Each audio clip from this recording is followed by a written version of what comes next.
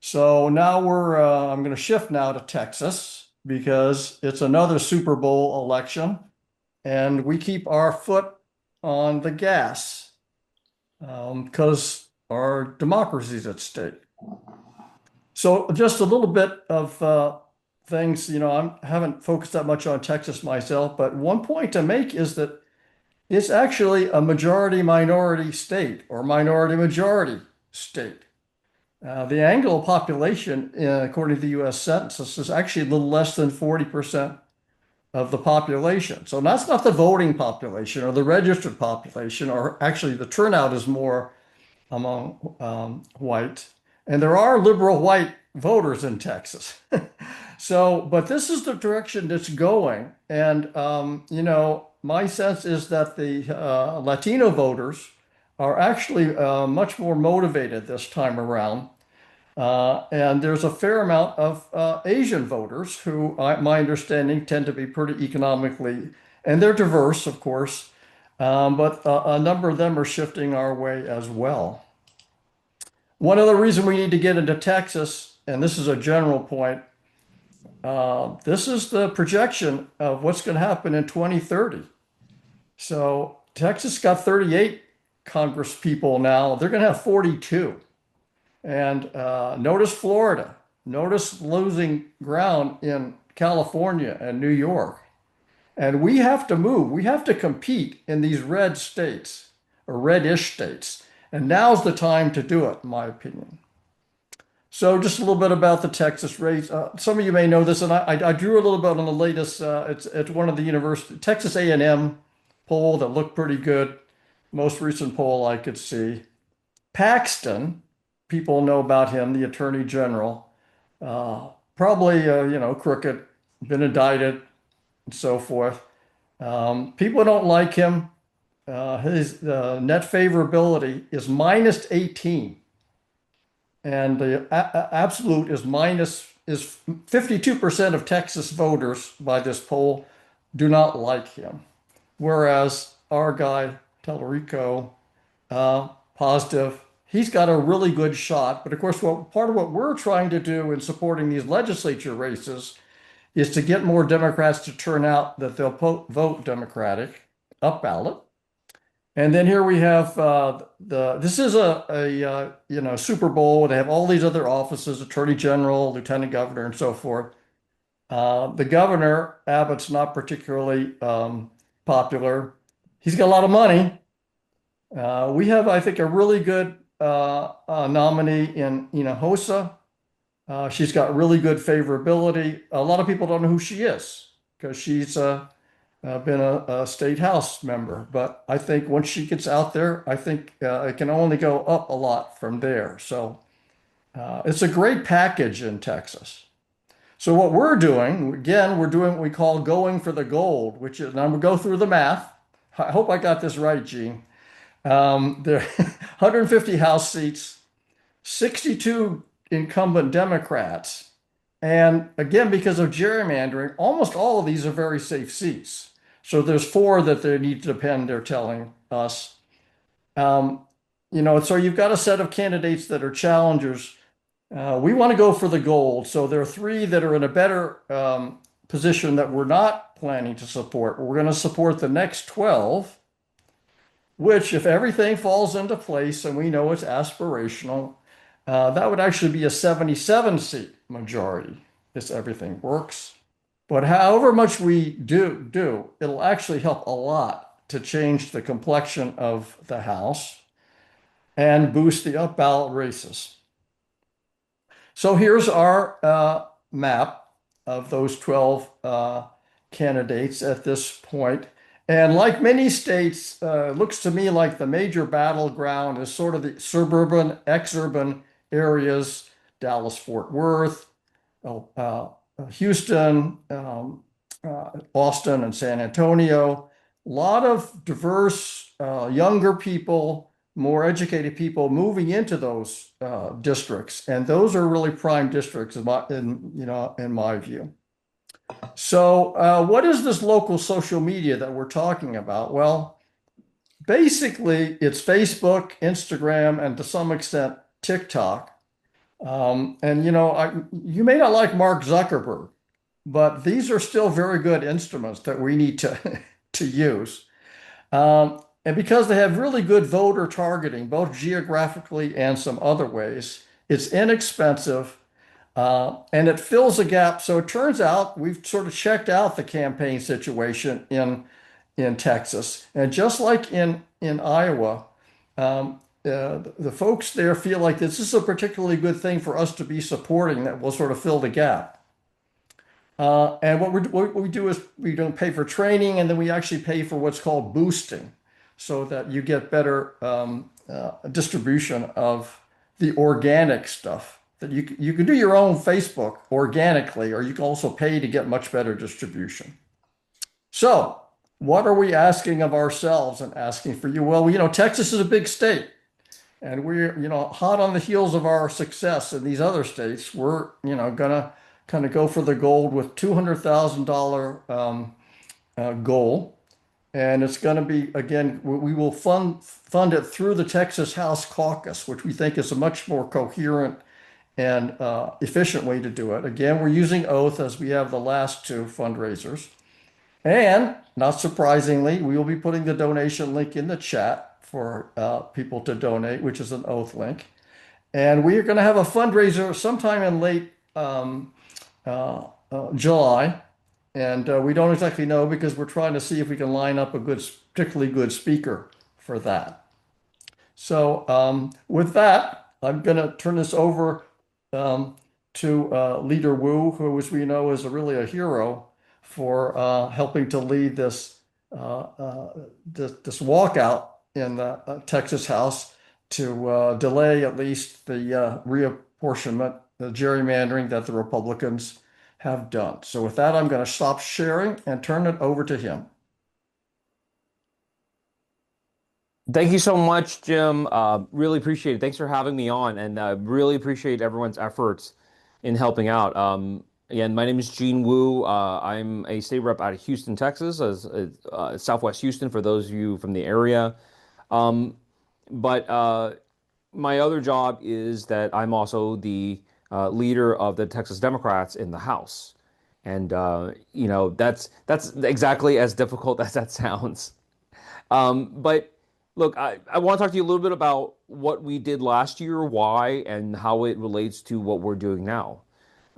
So if I look familiar, it might be because in 2025, I was on TV like nonstop for about 2 weeks when the Texas Democrats broke quorum and went to Illinois, Chicago to be exact, and basically blocked Trump and Governor Abbott's efforts to rig our system, to cheat our democracy, to steal our elections, and to do things that just a few years ago we said were beyond the pale, were unethical, were illegal, unconstitutional. But now that we have a United States Supreme Court that is happy to bend the knee to the sitting president, um, we knew that this was in great danger and that if we didn't do something, that this would spread across the country because, being from Texas, we've gotten used to the idea that every single terrible, monstrous, unethical, illegal, immoral, discriminatory idea starts in Texas, is tested out here, and then spreads everywhere else.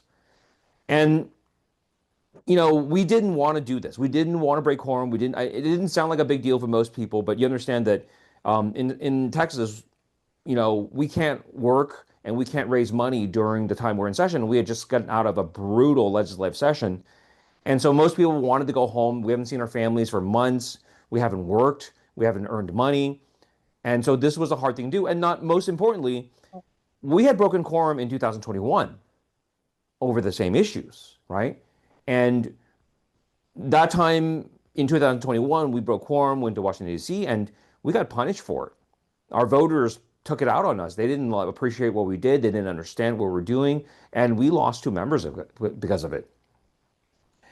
And so we were pretty hesitant to do this. But no matter what we thought of it, we understood what was going to happen if we didn't react. We know that Donald Trump has no boundaries, that he doesn't care about our democracy, our system of government, or our society as a whole. He's going to do what benefits him, no matter how much destruction it causes. And so we had to put at least slow this down. We had to try to stop it. We had to warn others. And, this was a hard thing to sell to our members, but I think everyone agreed in the end, like, look, we have to try. We have to do something. We cannot sit around and do nothing. There's too much at stake. And there's too many things that we know about that other people do not understand that we have to warn them what's going to happen. And so we did it. And it was not fun. I know it was only 2 weeks, but this was like a brutal time. Not only did we work incredibly long hours, my staff and I probably did numerous 17, 18, 19-hour days repeatedly, back to back. But more than that, it was dangerous. In the state, the governor called the state troopers on us and sent them out to find us. They sent people to come harass us at our homes. Even the people they knew were out of state, they still parked patrol vehicles in front of their homes to harass their families and do all those things. People went to people's schools, went to their workplaces, even though they knew we were out of state. And John Cornyn called the FBI on us. People called, the crazies called even crazier people on us. They sicked vigilantes. Militias came after us. They doxed our location 3 times. We had to go to multiple hotels. They sent in bomb threats to 2 different locations. And not only that, the threats were violent. They threatened to kill us, have us arrested, dragged in the street and shot. People sent pizzas to our houses in the name of the Minnesota shooter. My son opened the door for ours. So this is, as you can imagine, well beyond what is considered normal politics in our country. And all of it was beyond the pale, was way over the line. But it was necessary because we could not stand by and let one man destroy everything that we've worked for. That everything this country stood for, everything that we believe in the American dream, we're not letting them steal that from all of us and steal it from my children. So we broke quorum, and I think we did what was, I think, impossible. That in 2 weeks, we convinced Americans to care about the most boring issue in politics, redistricting. And I don't think people fully understood, even to this day, understand what is going on exactly, but they know cheating when they see it, right? They know lying and stealing isn't good. And this is what it is. And in that short amount of time, I think we helped change the minds of people in places like California, where Prop 50 polled at about in the low 30s before the quorum break. And when it finally passed that fall, it passed by 67%, right? Or Virginia didn't want to do theirs, but we brought a very clear call to action to them. Maryland last year did not want to do it at all, and now, like, they've realized what it is. So we still know that we are living in bleak and dark times. But I am here to tell you that there is light, that there is still hope. People ask me, how are you able to do this? How are you able to persevere through this? How do you deal with people like public officials calling for me to be arrested? Public officials calling for me to be denaturalized and deported, right? Public officials who call me a Chinese spy, who are openly and aggressively telling people to come get me.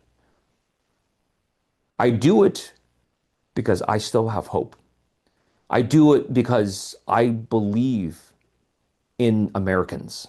I believe in us. And this is what I see. I see Democrats who have learned the lessons of the past finally, who have learned to not go after and chase after the shiny things the Republicans throw in front of us, tell us that's what we're going to talk about. We reminded Democrats that what they are about, what they are here for, what has made us strong in the past, what made America great was us, was a strong, robust middle class. The working people of this country is what made us great. And we need to go back to that. We need to focus on it. We need to stay on it. You're looking in Texas right now, talking about James. You know why I feel good about James? Not just because he's a really good guy, but because the Republicans' attack on him are so stupid. They're going after him. It's like James is a vegan. And everyone's like, who cares? Right? Our state's burning to the ground. It's like, well, James likes dating Latino women. And everyone's like, and who cares? Like our school system's about to collapse. And said, well, James thinks that God does not have a gender. And we're like, well, anyone who's been to Bible school knows that's correct. And who cares? We're about to lose all our jobs and our homes. Why aren't you talking about that? And that's what James is saying. He's saying these are weak men and fools who want to talk about nonsense while we are dying, while we are struggling. This is a call to action for everyone. If you say you love something, the only condition that is there is that you are willing to sacrifice for it. There is no love without sacrifice. If you love America, sacrifice for her. Let's go. Great. So thanks so very much for that inspiration. Thank you. We're now going to shift to Q&A, and Adele is going to do Start us that. off. Maybe Adele, I could go ahead and ask my question. Yeah, you ask your What- question. Just a minute before you do that. So if people have questions, put it in the chat and then we will take them in order. Thanks. Go ahead, Jim. So earlier on, we were talking about your prospects of winning seats in the House. So tell us what your perspective is on that, please. Yeah, so we are right now 14 seats away from the House. So the House is 150 members, as we said earlier, and we need 76 to take control. We are 14 seats away from that. So as a little background, in 2018, that was Beto, and that was the first Trump administration midterm, right? We unexpectedly pulled in 12 seats from the Republicans. Just no, we didn't spend any money on them. We didn't really organize for it because we weren't expecting that we would make any headways on that year.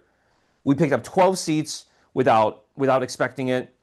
Republicans didn't know it was going to happen, and bam! The next session they come back. They're like, we're ready to expand Medicaid. We're ready to put anti-LGBT protections in the law, and all these other things that the Democrats have wanted for a long time, and they would always block. Right? And then 2020 rolls around, we lose after expecting to win, and then they go the opposite direction. So here right now, in 2024, there were 20 Republican House seats that Donald Trump won their districts by less than 10 points. Okay? So Donald Trump won those 20 seats where Donald Trump won by less than 10 points. I don't know where we're going to be. But the special election that we just had in SD9 up in Fort Worth, which is a bright red, like beet red Republican area, that was a 17-point Trump district, 17 points. That district flipped 33 points. Okay? It would flip 33 points to overwhelmingly elect a Democrat on a special election that Democrats are already underperforming.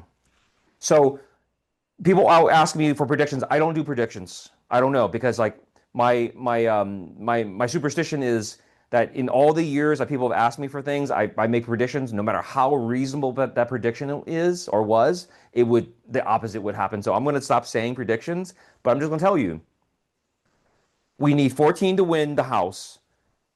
20 of those 14 that we need won their districts by under 10 points in 2024.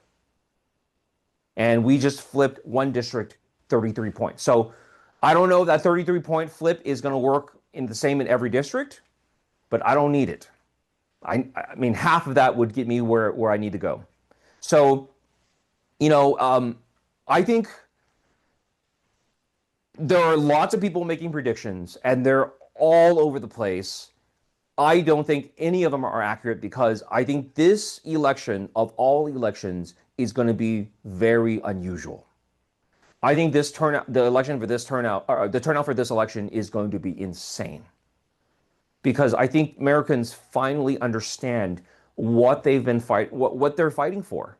I think they understand that the reason we are here today is because you have not participated and been a part of this in the past. And that's how you let them get away with this, because you didn't pay attention. So I think everyone's paying attention this time. So any money that is raised for our House seats will be greatly appreciated. And then this is why.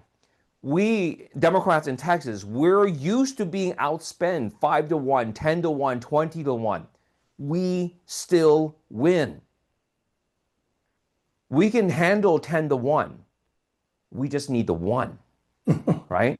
And it is hard for us to raise even the one, even especially right now, and because all the money's going to James. But I didn't say that. But look, a lot of these House races that we're trying to help are like down ballot races that nobody's looking at. And their opponents have hundreds of $1,000s. They may only have a couple of grand in the bank, but if we can get them 10 or 20 in the bank, they can go gangbusters. Now they can print out materials. Now they can get block walkers. Now they can go knock on doors more often. I mean, like I know on the East and West Coast, spending a lot of money on campaigns is normal, but here, like we don't. Our state House races are like $100,000, $200,000. Like a really really big race is $300,000. So a lot of this will work. I mean, like the contribution you guys are planning to make, the 200,000, that will go an insanely long way. Because right now, what we're doing to make things a lot better, we're trying to be economical. Instead of just giving money, instead of just writing checks to people, we're hiring bulk campaign managers, like people who know what they're doing. So like a lot of the districts in like bright red districts, they don't need a full-time campaign manager. There's not enough money. There's not things to do. And so we're hiring like one campaign manager to work 5 different districts to make sure that those seats, even if they can't win their House seats, do everything they can to boost overall turnout so maybe James and Gina and everyone else can win, right? So a lot of these rural communities have never had a Democrat run in 30 years. And they're like 85, 90% Republican voting because there's no Democrats running, period. And just by having them out there, if they can take that 95% Republican district and take it down to 85 or take it down to 80, we do that in like 4 or 5 different places, we win statewide elections, baby. Right? And that was essentially Trump's path to victory in 24. Their game plan in 24 was lose by less. Like their stated plan in 2024 was lose by less. Just everywhere that we fight, just lose by less. You can still lose by less.